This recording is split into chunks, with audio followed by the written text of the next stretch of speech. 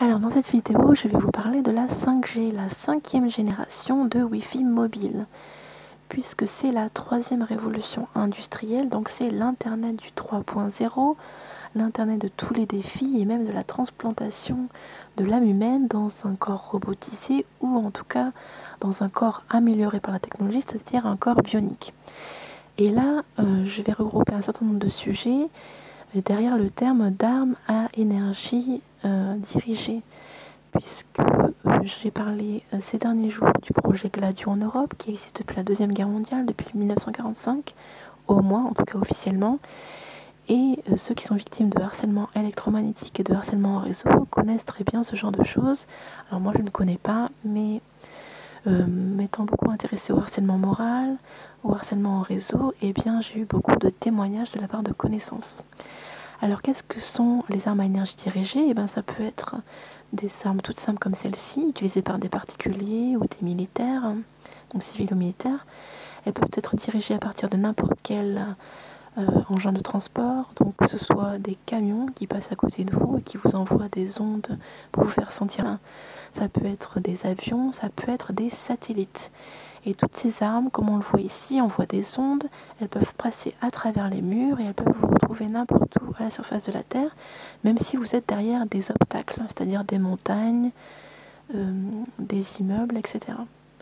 Donc maintenant, je vais vous raconter plus en détail. La 5G, Internet des objets, la puce RFID, donc parce que dans quelques temps, on sera obligé peut-être d'avoir une puce sous-cutanée qui pourra émettre des ondes électromagnétiques et qui pourra nous envoyer un message subliminal, voire nous faire nous sentir mal. On en revient aussi à la maladie des morgellons, cette maladie qui, à cause de microparticules métalliques, notamment d'aluminium, crée des sortes de tissus synthétiques sous la peau, donc ce qui crée un certain réseau électromagnétique dans le corps, à travers notamment les nanorobots, donc un réseau synthétique indésirable. Et maintenant on en vient aux armes à énergie dirigée, qui est un sujet très lié au stay behind, au gladio, tout ce qui est, je le répète, harcèlement en réseau, harcèlement électromagnétique. Une arme à énergie dirigée, AED, en anglais Directed Energy Weapon, DEW, émet de l'énergie dans une direction voulue sans besoin de projectile. Elle transfère l'énergie vers une cible pour l'effet souhaité. Alors quand on a dit ça, on a tout dit. La dernière phrase est vraiment... elle fait peur, je trouve. Les effets recherchés sur les humains peuvent être létaux, c'est-à-dire mortels ou non. Outre son utilisation sur les personnes ou comme une potentielle défense antimissile, la technologie de l'énergie dirigée a aussi été montrée pour arrêter ou désactiver des voitures en mouvement, des drones, des jet skis et des appareils électroniques comme les téléphones portables. L'énergie peut se présenter sous différentes formes. Alors, il y a de plus en plus d'antennes Wi-Fi, d'antennes relais, donc sur la surface de la Terre, avec en plus les satellites qui émettent des ondes électromagnétiques, on ne pourra plus y échapper, on ne pourra plus se cacher de nulle part. L'énergie peut se présenter sous différentes formes, en 3 points. Un rayonnement électromagnétique, y compris des ondes radio, les micro-ondes, les lasers et les masers, des particules possédant une masse dans les armes à faisceaux de particules, généralement de type plasma, et enfin un son dans les armes soniques, comme les armes anti-émeutes. Les armes à énergie dirigée ont tendance à être classées selon la fréquence à laquelle elles fonctionnent, comme la RF pour la radiofréquence et le laser, ou la manière dont elles opèrent. L'électrolaser agit un peu comme la foudre. Il fonctionne comme une version géante du taser ou d'un pistolet à impulsion électrique à haute énergie sur une longue distance. Donc même très loin d'une borne Wi-Fi et même dans un endroit escarpé, donc éloigné de toute densité de population, on peut être retrouvé par un satellite notamment. Donc ce sont des ondes qui utilisent toutes les fréquences qui n'ont pas été encore utilisées par tous les autres instruments d'ondes. Les systèmes de projectiles à énergie pulsée, ou PEP, émettent des impulsions laser infrarouges qui créent rapidement un plasma en expansion vers la cible. Le son qui en résulte, les décharges et les ondes électromagnétiques étourdissent la cible et causent une douleur et une paralysie temporaire. On parle également de programmes de warfare dans lesquels on arrive, à travers ces ondes électromagnétiques, à voir ce que vous voyez, à entendre ce que vous entendez et à ressentir tout ce que vous sentez par les 5 sens. Donc ça fait un peu peur. Et il y a certaines armes qui arriveraient à envoyer des messages subliminaux et faire entendre des voix dans la tête. L'arme est en cours de développement et est conçue comme une arme non létale, non mortelle, pour le contrôle des foules. Alors déjà, les dirigeants qui utilisent des armes dangereuses anti-émeutes pour leur population, c'est qu'il y a un problème. Voilà. Ils prennent le risque de faire du mal à leurs citoyens, c'est pas normal. Armes dirigées, histoire rapide.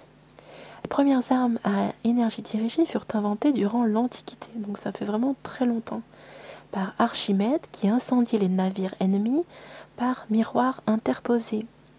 Le grand scientifique polonais Nikola Tesla travailla sur les armes à énergie dirigée.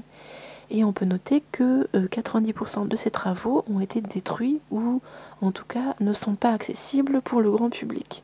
Donc tous ces travaux, il a réalisé un immense travail et presque l'intégralité de ces travaux sont restés secrets, à jamais en quelque sorte. Au début des années 1940, les ingénieurs de l'Axe mirent au point un canon à son qui aurait pu littéralement secouer une personne sur elle-même. Donc agir très fortement sur la personne et l'état physique et psychologique de la personne. Une chambre de combustion de gaz méthane entraîne une onde de détonation pulsée d'environ 44 Hz vers 2 paraboles. Cet infrason, amplifié par les réflecteurs paraboliques, causa des vertiges et des nausées sur 200 à 400 mètres, faisant vibrer les os de l'oreille moyenne et secouant le liquide cochléaire de l'oreille interne. Donc il y a des effets internes quand même très importants. Sur une distance de 50 à 200 mètres, les ondes sonores pourraient agir sur les tissus organiques et sur les fluides par compression répétée et en libérer les organes résistants à la compression comme les reins, la rate et le foie. Alors en d'autres termes, si on lit entre les lignes, on peut vous faire imploser, faire exploser les organes internes.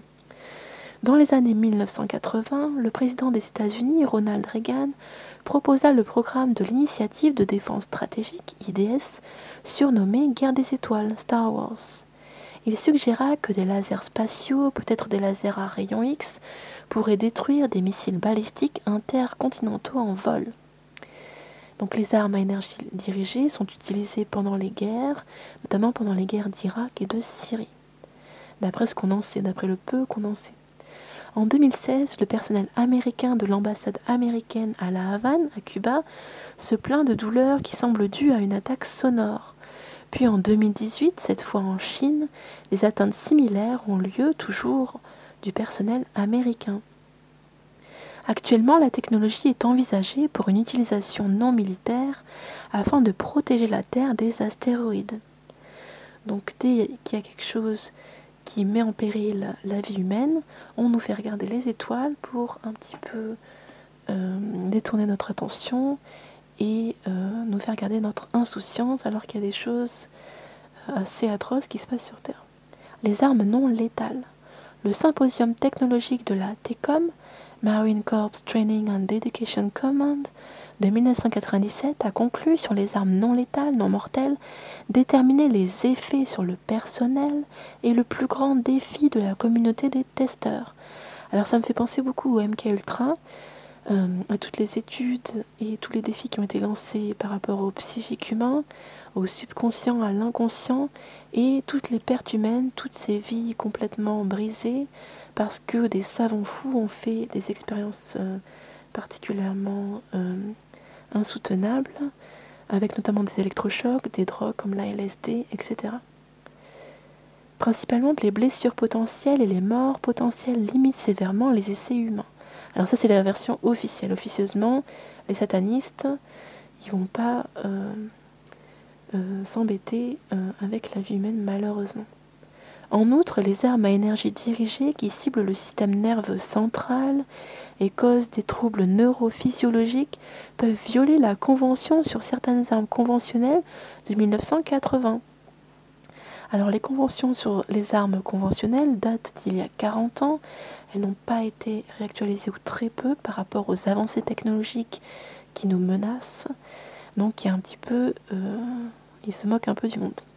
Les armes qui dépassent les intentions non létales et provoquent des blessures superflues ou des souffrances inutiles peuvent aussi violer le protocole 1 des conventions de Genève de 1977. Certains effets biologiques communs aux armes électromagnétiques non létales comprennent une difficulté respiratoire, donc on peut s'asphyxier, une désorientation, on peut ne plus comprendre où on se trouve, ni dans le temps ni dans l'espace, des nausées, des douleurs, des vertiges, d'autres malaises systémiques, ainsi que pour tous les amateurs de films d'action et de films de science-fiction, des crises cardiaques bien sûr. Les interférences avec la respiration posent les résultats les plus significatifs, potentiellement mortels. La lumière et les signaux visuels répétitifs peuvent provoquer des crises d'épilepsie. Alors quand on met qu'il y a plein d'expériences sur le vivant et que c'est potentiellement mortel, ça veut dire qu'il y a des centaines de personnes qui sont mortes à cause d'expériences secrètes menées pendant des années et des années. L'avection et la cinétose peuvent également se produire. Les navires de croisière sont connus pour utiliser des armes soniques telles que la LRAD pour repousser les pirates. Alors c'est vraiment une petite vidéo pas trop longue que j'ai voulu faire en introduction au sujet parce qu'il y aurait énormément à dire. Je pourrais citer parmi les vidéos que j'ai regardées, notamment Alpha 77 qui en a parlé très bien ces dernières semaines. Il y a également Mind Control qui en a parlé ces derniers temps et JC2R qui en a parlé aujourd'hui. Bonne nuit, à plus.